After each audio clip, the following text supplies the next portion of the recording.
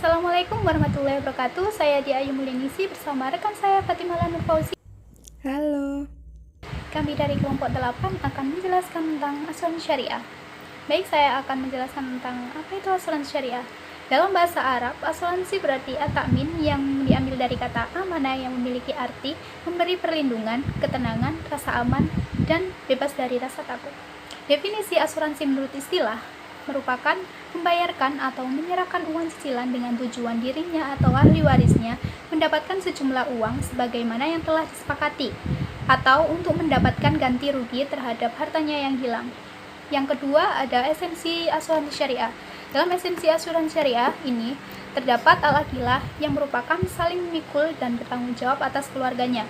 Yang kedua ada al-muwalat yang merupakan penjamin-menjamin seseorang yang tidak memiliki ahli waris ataupun tidak diketahui ahli warisnya.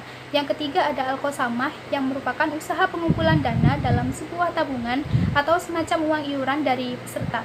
Yang keempat ada diman koter torik yang merupakan jaminan keselamatan lalu lintas. Yang kelima ada nizam at-taqaud yang merupakan gaji pensiun. Selanjutnya yaitu sejarah perkembangan asuransi syariah. Kegiatan asuransi syariah sudah ada sejak zaman Rasulullah, namun pada saat itu disebut aqilah. Transaksi ini sudah menjadi kebiasaan suku Arab sejak zaman dahulu ketika ada salah satu anggota suku yang terbunuh oleh anggota dari suku lain. Pewaris korban akan dibayarkan senilai dengan uang darah atau diat sebagai kompensasi oleh saudara terdekat dari pembunuh. Selanjutnya yaitu produk asuransi syariah. Produk asuransi syariah dibagi menjadi dua macam, yaitu produk asuransi syariah yang mengandung unsur tabungan dan non-saving. Yang pertama, produk asuransi yang mengandung unsur tabungan, yaitu ada dana investasi yang merupakan bentuk perlindungan untuk perorangan yang menginginkan dan merencanakan pengumpulan dana sebagai dana investasi. Yang kedua ada dana siswa yang merupakan bentuk perlindungan untuk perorangan yang bermaksud untuk menyediakan dana pendidikan hingga sarjana. Yang ketiga ada dana haji yang merupakan bentuk perlindungan untuk perorangan yang menginginkan dan merencanakan pengumpulan dana haji. Yang keempat ada dana hasanah yang merupakan bentuk perlindungan untuk perorangan yang menginginkan dan merencanakan pengumpulan dana sebagai modal usaha. Yang kedua yaitu produk asuransi non-saving. Ada kesehatan individu yang merupakan program untuk perorangan yang bermaksud menyediakan dana santunan rawat inap dan operasi bila peserta sakit dan kecelakaan dalam masa perjanjian. Yang kedua ada kecelakaan individu yang merupakan program yang diperuntukkan bagi perorangan yang bermaksud menyediakan santunan untuk ahli waris bila peserta mengalami musibah kematian karena kecelakaan dalam masa perjanjian. Yang ketiga ada al-hirot individu yang merupakan program yang diperuntukkan bagi perorangan yang bermaksud menyediakan santunan untuk ahli waris bila peserta mengalami musibah kematian dalam masa perjanjian. Selanjutnya yaitu asuransi syariah takaful. Dalam asuransi syariah takaful ini terdapat takaful umum yang dibagi menjadi beberapa macam lagi, yaitu yang pertama takaful rekayasa yang merupakan produk asuransi yang memberikan perlindungan finansial terhadap resiko atas kerugian pada proyek bangunan. Yang kedua ada takaful aneka yang merupakan produk asuransi yang memberikan perlindungan terhadap resiko atas kerugian barang-barang yang disimpan dalam bangunan yang diasuransikan. Yang ketiga ada takaful kebakaran yang merupakan produk asuransi yang memberikan perlindungan atas kerusakan atau kehilangan bangunan. Yang keempat ada takaful pengangkutan yang merupakan produk asuransi yang memberikan perlindungan pada barang atau alat yang dalam masa pengangkutan. Yang kelima ada takaful kendaraan bermotor yang merupakan produk asuransi yang memberikan perlindungan atas kehilangan atau kerusakan pada kendaraan bermotor. Yang keenam ada takaful kecelakaan diri yang merupakan produk asuransi yang memberikan perlindungan kepada peserta atau ahli warisnya apabila peserta meninggal dunia, cacat, atau mengeluarkan biaya perawatan akibat kecelakaan. Selanjutnya ada asuransi syariah mubarokah. Produk yang ditawarkan oleh asuransi syariah mubarokah ada 3 jenis asuransi, yaitu yang pertama bentuk mubarokah yang merupakan perlindungan karena kecelakaan atau cacat tetap. Yang kedua yaitu sehat mubarokah yang merupakan perlindungan kesehatan berupa penggantian biaya perawatan atau pengobatan bila peserta dirawat inap di rumah sakit. Yang ketiga ada syamilah mubarokah yang merupakan pemenuhan berbagai kebutuhan di masa yang sudah direncanakan. Assalamualaikum warahmatullahi wabarakatuh. Saya Fatimah Lanur Fauzi. Di sini saya akan menjelaskan tentang mekanisme dari asuransi syariah. Nah, ada 7 poin utama tentang mekanisme asuransi syariah. Yang pertama yaitu underwriting. kemudian polis asuransi, dan yang ketiga ada premi, lalu pengelolaan dana asuransi, dan yang kelima ada jenis investasi usaha asuransi syariah, dan yang keenam ada klaim, dan yang terakhir ada penutupan asuransi. Nah, untuk underwriting itu merupakan proses penafsiran jangka panjang di mana pengelola asuransi memprediksi si nasabah ini jangka umurnya ataupun risiko-risiko yang memenuhi sebagai pemberian premi atau dari pemberian asuransi syariah itu tadi. Kemudian dari polis. Nah, polis ini merupakan surat perjanjian antara kedua belah pihak, yaitu antara pengelola atau perusahaan asuransi dan juga dengan nasabah. Kemudian yaitu tentang premi, yaitu kontribusinya atau asuransi nasabah itu tadi. Kemudian dari pengelolaan dananya, yaitu dengan pengelolaan dana akad mudharabah ataupun musyarakah dan wakalat bil ujrah.